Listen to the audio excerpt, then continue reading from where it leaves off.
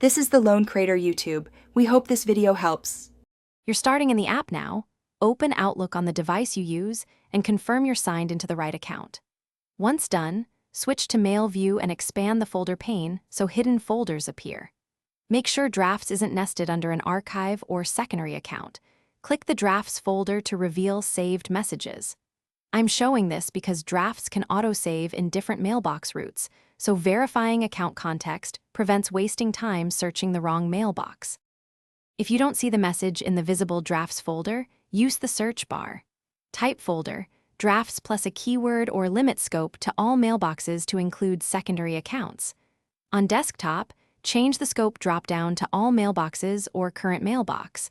On web, use the mailbox picker. Sort results by modified or date to show recent autosaves first. This helps because Outlook can store drafts under the original sending account or a different mailbox when you switch identities. Open the draft to resume editing, then save or send. Sent messages exit drafts automatically. If you created a draft in the wrong folder, move it to drafts before sending. On mobile, tap the hamburger menu and select Drafts. On web, check the left nav. If a draft is missing, make sure sync is enabled and you're online, verify the correct account, and try clearing cache or signing out and back in.